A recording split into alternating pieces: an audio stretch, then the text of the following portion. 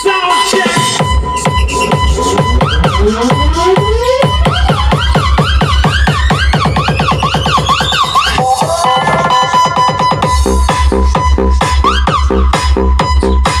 Hello mga boss. Gagawin natin ngayon, ayan, dito pa rin tayo sa power amplifier na to. So kung napanood nyo yung last video ko about dito, bale ginawa natin dito. Ayan, tong kanyang mga main filter capacitor, bale pinalitan natin ng bago. Ngayon naman, so ito naman yung ayusin natin, tong kanyang right channel. Bale na troubleshoot ko na to mga boss. Bale itong kanyang mga driver transistor na test ko na yan. Ayan. So binaklas ko na yan mga boss, tinest ko na yan. Ganun din dito sa kabila.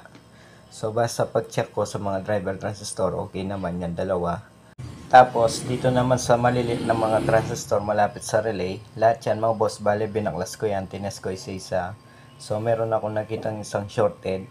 Bale ang number ng nakita ko na shorted na transistor A42.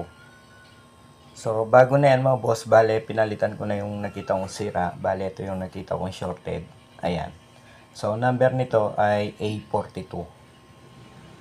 Ngayon mga boss, after natin matest yung mga driver transistor, ganun din yung mga maliliit na transistor na yan malapit sa relay. So gagawin na natin ngayon, bale babayasing na natin to. Tingnan natin kung nakabias na ba tong kanyang right channel board bago tayo maglagay ng mga power transistor. Papasin nyo kabilaan mga boss, bale wala ng power transistor yan, binaklas ko. Ngayon bubuin na natin yan.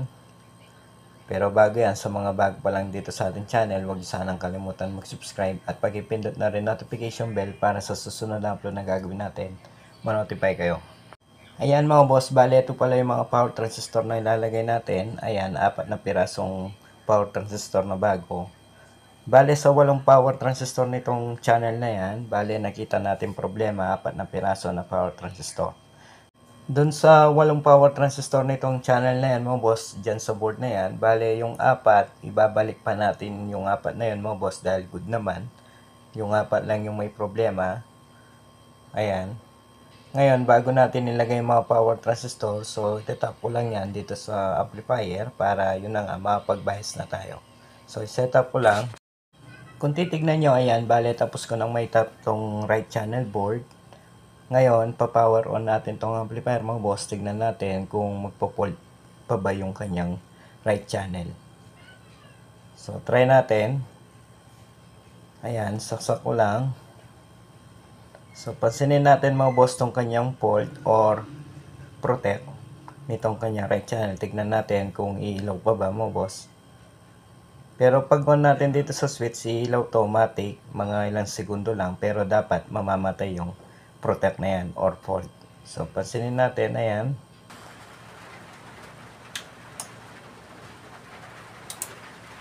So, kung napansin nyo mga boss, pag power on natin dito sa switch, umilaw itong kanyang protect. Kung napansin nyo, ilang segundo lang namatay na. So, kapag ganyan, ibig sabihin, masasabi na natin na good na tong amplifier. Kasi nga, hindi na umilaw yung kanyang protect. Yung kasing problema nitong amplifier na to mga boss, pag switch on natin, yung kanyang right channel, naka-protect pa rin kahit na ilang minuto na naka-on tong amplifier. Ngayon, kung napansin nyo, hindi na mga boss ngayon, pero ganun pa man.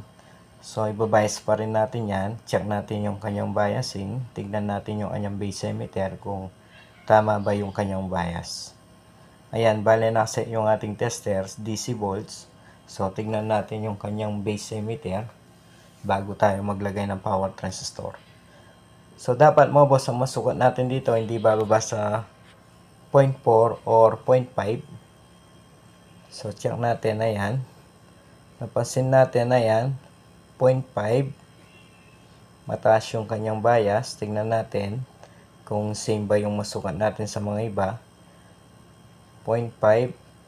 Ayan, 0.5. Pangapat, 0.5. So, nakita natin dito sa kabila, 0.5 lahat yung nasukat natin. Dito naman sa right side, ayan, 0.5. Bale, dito sa pangalawang transistor na yan mga boss, hindi natin masukat yung ngayong bias. Kasi nga, papasin ninyo, nabaklas yung kanyang circuit dahil sa pagtanggal ko sa power transistor. So mamaya susukatin na lang natin yan dito sa ibaba. So laktawan na muna natin yan. Dito na muna tayo sa pangatlo. Ayan, dito sa pangatlo, ganun din. Kung titignan nyo, 0.5. Ayan. Ngayon, dito sa pangapat. Ayan, ganun din. 0.5 base emitter. So, nakita natin, lahat ng nasukat natin na supply, nasa 0.5. So, ibig sabihin, nakabias tong board na yan. Ngayon, angat ko lang tong board mga boss para masukat din natin yung kanyang bias dito sa pangalawang transistor na yan. So hindi ko na kasi masukat dito sa itaas kasi nga nabaklas yung kanyang circuit dito sa itaas. Kaya ngayon susukatin na lang natin to dito sa ibaba. Itong pangalawang power transistor. Ayan. So tignan natin kung nasa 0.5 din ba itong kanyang bias.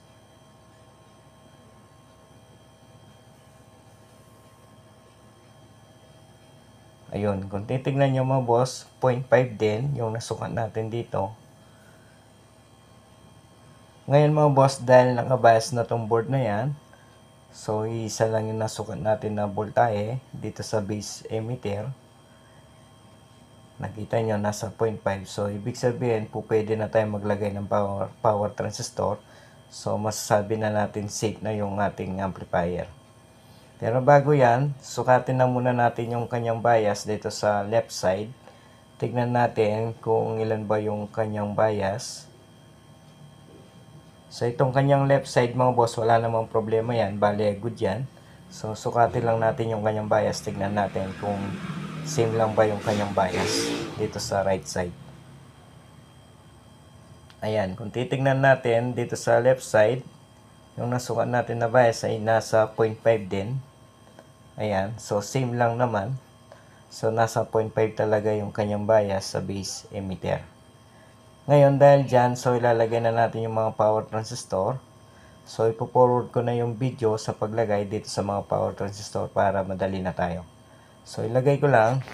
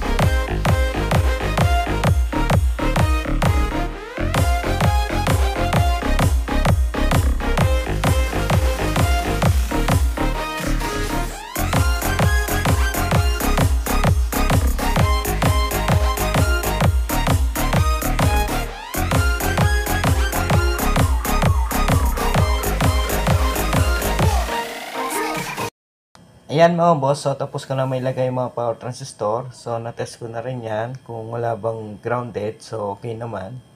Ngayon itatap na natin yan dito sa amplifier. Tapos tignan natin kung hindi ba mag-protect tong amplifier na yan dito sa right side na nakalagay yung kanya mga power transistor. So itap ko lang muna mga boss para matry na natin. Ngayon mga boss, ayan, try na natin. So, tignan natin kung hindi na ba mag-protect mga boss itong kanya right side na nakalagay itong kanyang mga power transistor. Pasinin nyo itong mga indicator. Ayan, power on. Ayun. So, napansin nyo mo, boss, itong kanyang indicator para sa kanyang fault or protect. So, umilaw yung kanyang ilaw na kulay red, kaso ilang segundo lang namatay. So, ibig sabihin mo, boss, good na to. Ngayon, try natin na mayroong speaker. So, setup ko lang. Ayan mga boss, so naka-setup na tong amplifier. So, titestingin na natin to. Tignan natin kung mayroon bang audio na lalabas dito sa kanyang right channel. Bale, ito yung inayos natin mga boss, tong kanyang right channel. So, yung kanyang left channel, okay naman. So, tignan natin kung tutunog ba to. Ayan. So, meron ng speaker yan. Bale, nakatap na yung speaker wire. Ayan. So, nakasaksak na rin yung signal. Ayan. XLR. So, ito naman yung gagamitin natin ng pang-testing. Ayan. Yung dual na yan. Na mid-die. So, yung setup natin dito mga boss, napakasimple lang. Mixer to EQ to amplifier. So, ito naman yung gagamitin natin na mixer. Ayan. So, naka-setup na rin yan. Tapos, gagamit din tayo ng EQ to amplifier. So, try na natin.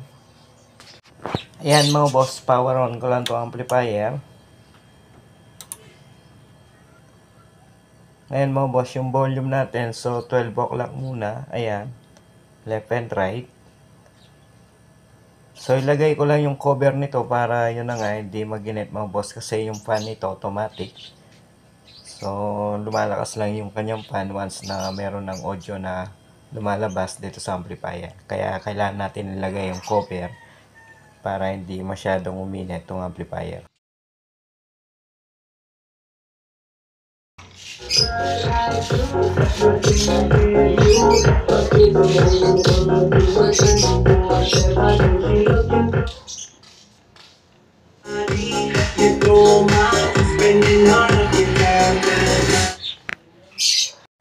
Yan mga boss, kung napansin nyo, bale mas malakas yung right channel kaysa sa left channel. Kasi nga dito sa ating gamit na speaker, so yung left side nito ating speaker, sira yung kanyang tweeter.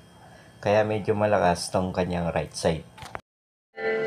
At pagkamatanaw at pagkamatanaw ninyo ang tunay na kalagayan ko.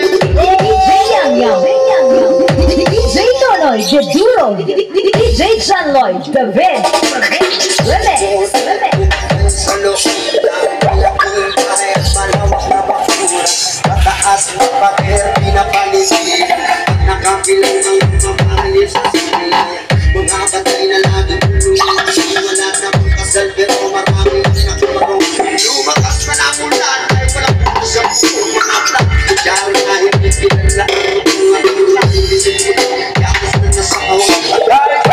At sa lamesa ay ngayon, masarap siguro manirahan sa bahay na ganyan. Sa mukha nila ay tutunin at tatalpungan ang taong na nagmamayari. Isang kukusan na pag may pagkakatao, hindi nag-aamit ang kaya naman, hindi na pinakakawan.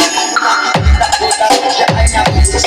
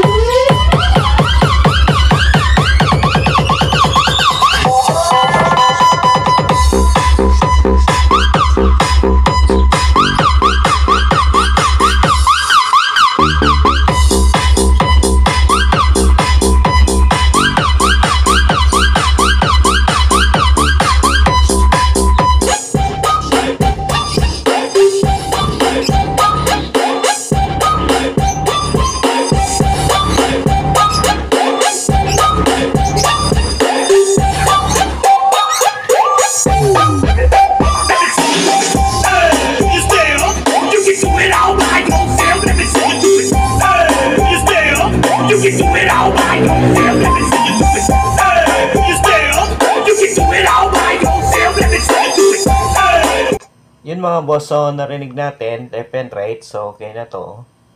So base sa pag-testing ko dito sa amplifier na to, malakas din. Itong amplifier na to, malinis yung kanyang audio output. Ayan. So dahil dyan mga boss, hanggang dito na lang tong ating video. Sa mga hindi pa pala nakasubscribe dito sa ating channel, huwag sanang kalimutan mag-subscribe. At pagpipindot na rin notification bell para sa susunod na upload na gagawin natin, ma-notify kayo. Hanggang sa muli mga boss, maraming salamat.